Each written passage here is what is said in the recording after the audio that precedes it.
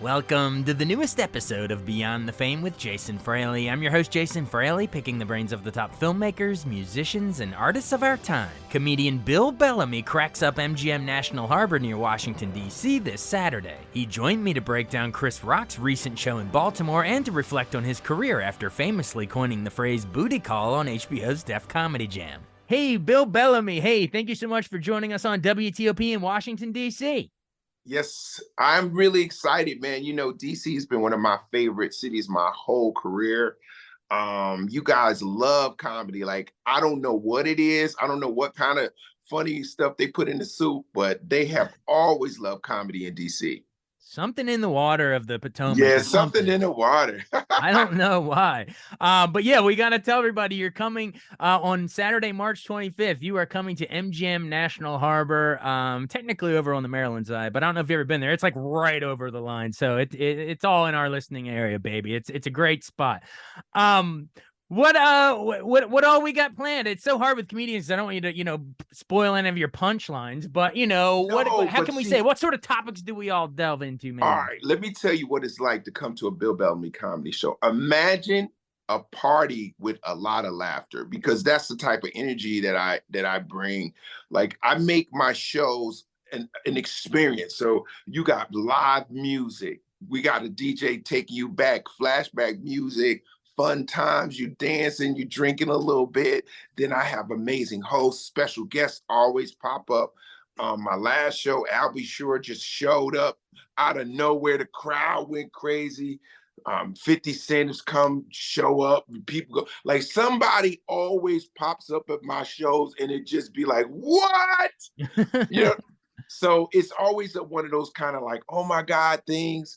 And then I have so much to talk about. This is probably the best time in the world to be a comedian, because people either mad this way, happy that way, and everybody got an opinion now. Yeah. Everybody. Oh yeah. Especially doing a show in DC where we are the political capital. You never run out of material with these. Oh my God. When you deal with DC and then you got the DMV, like, you guys, it's a multicultural melting pot of people. You got the Maryland people, the VA people, then you got the DC, then there's the DC. So it's right, exactly. It's deep DC. You know what I'm saying? I love it.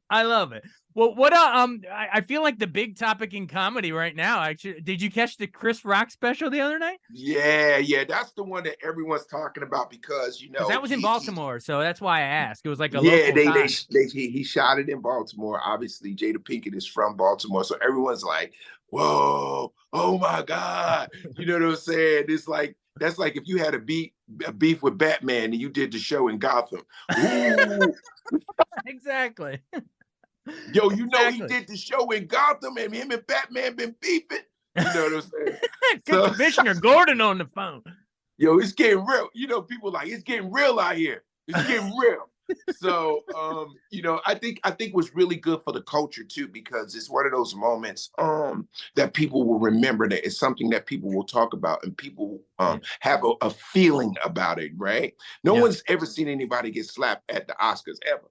I mean, that was insanity. I couldn't believe it. Even when I watch it, I always want to believe it was a skit. Like, because it was like, well, maybe they playing around, but unfortunately, it wasn't. It wasn't. And Will Smith, of all people, you know what I mean? Yeah, it's the nice guy. You know what I'm saying? So to me, I think what you got to learn from it is, first, have security. That's good. Have security. So I have security, and then don't talk about people where they're gonna feel bad. Like, I think when you go to a comedy show, here's the thing that I want to say about comedy, right? Yeah. Comedy obviously is subjective, right? Some jokes going to work really, really well. Some jokes might not, right? Cool. That's what we do. We going to fix it. If we have a joke that don't work, we're going to fix it. That's what we do. Right. But at the same time, you're supposed to be going to a comedy to have fun. Yeah. You're not supposed to be going to a comedy club to be in your feelings. If you want to be in your feelings, go to therapy. Go sit down. Talk to somebody, get all them feelings out, get all those traumas out, get all these things you're working out, and then come to a comedy show. Go to a comedy show and unwind. Exactly. It's not that hard. Exactly. Exactly. Well, that's cool. I'm glad. Thanks for giving us your reaction on that, because that's what everyone's been talking about around here. Well, while we have you on here, I always love to hear, you mentioned Batman, but I would love to hear, your origin story. How did you how did you I guess you were born in Newark, New Jersey in Yes. '65. So how did you, growing up, were there certain comedians you loved growing up? Were there certain touchstones where you were like, I want to be that guy or gal? Yeah, there was a lot of guys that I just, looked up to. At that time, I didn't know I was going to be a comedian, but I just loved watching them because they were so funny. Obviously, like Eddie Murphy was somebody that lived like right across the water in New York. Like I was like, yo, he lives in New York. I Yeah. know. Wow. I might see him one day because he Right. lives in New York, right? And then I had guys that I was watching, like watching and listening to, like Richard Pryor. And people sleep on back in the day, Flip Wilson. Like Flip Wilson used to have this TV show, and he was hysterical. And he used to do this character called Geraldine. And I used to be dying. Like I used to be so excited when I was like, "Oh, is he gonna do Geraldine? Is he gonna do Geraldine?" Because he would do these characters and they were funny. Robin Williams, super hilarious, Oh, super extra. Like Robin Williams was like my idol, like my yeah. idol, like Mork and Mindy. Like Yeah. watching him on that show to me was like, oh my god, if I could ever be that funny, because he could just do characters, he could do voices, and he could be dramatic. He won an Oscar, Yeah. so you That guy's know, brain moved faster than right. anybody I've ever seen. Yo, like it was like a typewriter that was going, Yeah. and Like so a gift from the cosmos. I don't know where yeah, he was. we were That's a just blessed to perfect. have him for, We were blessed to have yeah. Robin Williams Yeah. because he gave us so many things. You know what I mean? Yeah. And I will never forget this true story. I was doing a show right in Boston, and the owner of the club came to me. He said, "Yo, there's somebody backstage that want to say what's up to you." I said, "Oh, cool." It was Robin Williams, and he was like, Bellamy, I got a question. Because you can be still. Oh yeah. He was like, I want to work on some things. I'm working on the set, and I just don't know. I'm a little nervous, but I want to go on. Is that okay with you? I know it's your weekend. I know Yeah. I don't want to mess up anything. It's like, what? Robin Williams? Bro, I went and sat in the audience. Yeah, exactly. That's It great. was it was such an honor, man. He went up there and worked out for 25 minutes, and he was incredible. Like to watch him, like you said, he was a gift from the cosmos. You know what I mean? I hope when it's all said and done about my career, people will feel like, yo, I gave the game something beautiful. I gave the game a lot of laughter in like key Right. moments. You know what I'm saying? Right. And that's Right. all I want to do is I will, like when I go to the MGM Grand, I just want to give y'all a moment, like to people to be like, yo, he's one of the best comedians I've ever seen live. He Yeah. knows how to do a show. He's crazy as hell. He probably should be on medication. Like I need all these things to go through your head. Because they say that with love. When they say he should be on medication, they Yeah, say they that say that with lovingly. love. Yeah, yeah. He should be. I think he should be on medication. Means you're working on another level that, we all Right, right, right. I'm aspire leveled to up that. out here. Level up out there, the Cosmos, Robin Williams, Eddie Murphy level. Well, we talking about, you hope you gave us key moments. We got one of those key moments. We got to hit, the HBO's Def Comedy Jam, because is it true people credit you with inventing the phrase "booty call"? I mean, that's a legacy. Yeah, that's definitely legacy. And then there was also a lot of booty that got made off of me. There was a lot of calls during the 90s that nobody really gave me no money for. But when you made a booty call between 2 and 4 in the morning, that was me. You should have got royalties every time someone made a booty call. Can you imagine if every time, how we get notifications on our phones? Wouldn't it be crazy every time that somebody made a booty call in the world? It'd be like, ding, ding. You're like, wait a minute, it's odd hours of the night. I'd My be like, phone's dinging. more booty, baby. Well, their booty is sort of also double meaning for like money, right? Like pirate's booty. So it kind of Yeah, works. yeah. But I like the money. I like the money part of it. It sounds really good. Exactly. Well, how do you come up with the phrase? Do you even remember it? Is it just something you just said? I said it in a in a joke in New York, and like you said, like I just said it off the top of my head and it stuck. And people said, "Oh, snap," because it was something that they never had a name for that we were just doing. And I was like, "Yo, I'm about to make me a booty call." And people like, "Oh, that's stupid funny." And so you got to understand, like in the 90s, now you guys are really sensitive, but in the 90s, it was kind of like when you did TV, you couldn't use certain words. So you had to find like clever ways to say what you wanted to say without like getting censored. So booty call was a good way to say what it is without it being risque. You know what I mean? Right. It's a more fun way. It's a more fun way to say what you're doing. Right. And now they just say Netflix and chill. It's the same thing. You should get royalties for that. Send me some money, baby. Give them the money. And I know in addition to the comedy, a lot of our listeners, at least my generation, will remember your MTV stuff, your VJing and MTV Jams and Beach House and all that stuff. How did that come about? And I guess part two of that, how fun was that to do sort of it's still, you use your comedy chops, but it's showing a little different, a little TV hosting vibe. But when I was doing MTV, that was more just my natural personality. Like I didn't have to do jokes. I could just be me and be funny, right? So that was a blessing because I could do the music. I could interview somebody. I could be funny. Like if I thought of a funny idea about the video or something crazy, I could say it in real time. That's what was dope. That's what people liked about me. It was like, yo, every time I watch Bill, he say something crazy. Oh my God. So I always brought a fun improvisational energy like a Robin Williams, where I was alive in the moment to think and be really creative. And then I really loved the music. So, I learned every genre of music from rock to grunge to hip hop to pop, all the little new. The only thing I wasn't really good on was like hard, like gothic kind of. I didn't know those artists as much, but Matt Pinfield did. Matt Pinfield, he used to do what was it called? Something ball on MTV. Well, Matt Pinfield was like the first Google when it came to rock music. You can ask him any album, he would tell you the year, where it was recorded, who produced it. He was a walking algorithm. That's awesome. Yes. That's awesome. And I guess by you doing the Bagpiper's Ball. I knew you'd come up with it. Give you a sec. See, you're an algorithm too. Yours just takes a little longer to compute. Yeah, mine's is a little slow because I'm on medication, but go ahead. That's awesome.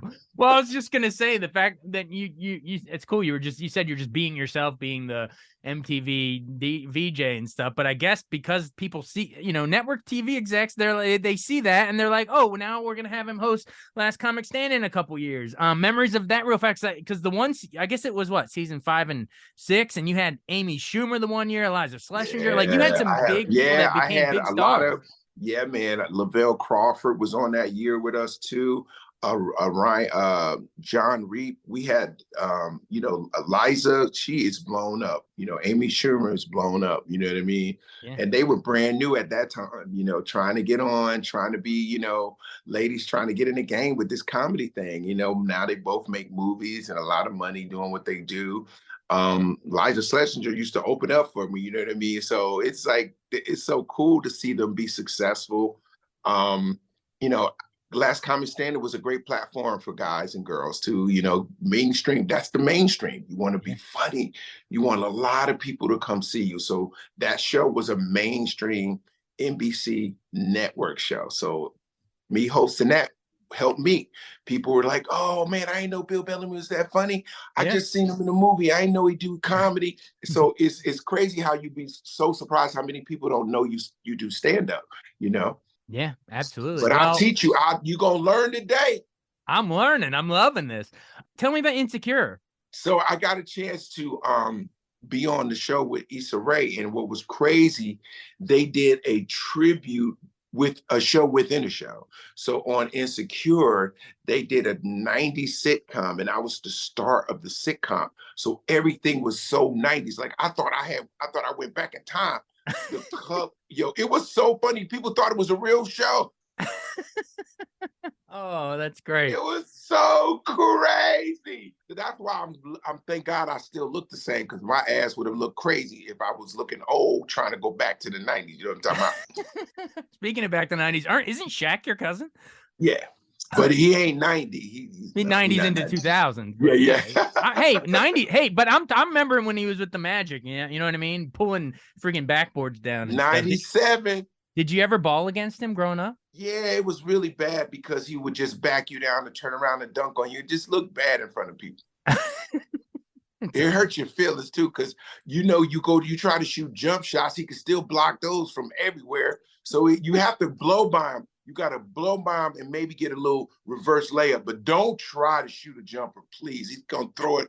He's gonna throw it in the garbage. Awesome. Well, you're funnier than him then. Well, actually, he's pretty funny too. But Bill Bellamy, takes the cake. I guess final seconds. You have a Love Stinks poster behind you. Of course, Love Jones. Also, you were in Any Given Sunday, one of the great football movies. Just how rewarding was it to get to pivot into that realm? And you're like, hey, people think I'm funny. Now I'm gonna try VJing. Oh, they think that's funny. Yeah, I'm gonna do movies. It's so interesting, man.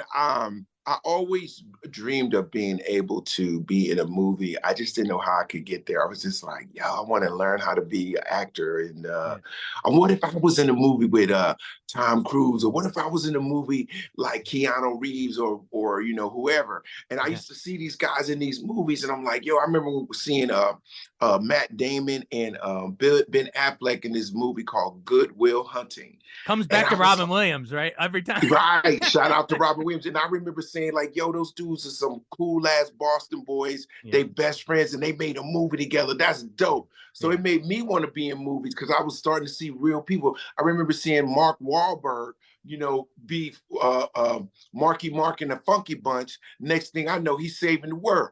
Right. Like, I want to do that.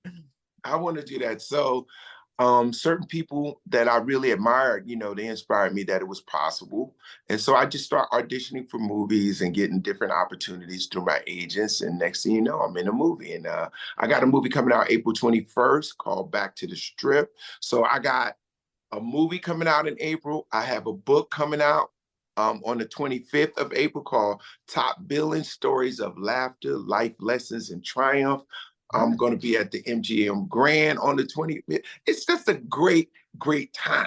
Yeah, you got all kinds of So March 25th, look how the stars line up. March 25th, I'm at MGM Grand, right? National Harbor, April right in DC. In DC, right outside of DC, right there. You can see DC. It's right down the street, right? Mm-hmm. April 25th, my memoir comes out. 1 month later, on the same day, the 25th, my new book is out in stores everywhere. I'm gonna be a best-selling author. You heard it from me. You ain't never seen a brother do it like this. What? Awesome. That's the perfect place to leave it. Thank you so much for joining us again. Like you said, MGM National Harbor, right outside of DC, March 25th, and look out for the book that's coming up in April too. So, hey, thank you so much. Thank you, my brother. It's good to see you. All right. Be well. All right, baby. Peace. Thanks so much for listening to Beyond the Fame with Jason Fraley. Our theme music is Scott Buckley's Clarion. Remember to give us a 5-star rating if you like what you hear. We'll see you next time.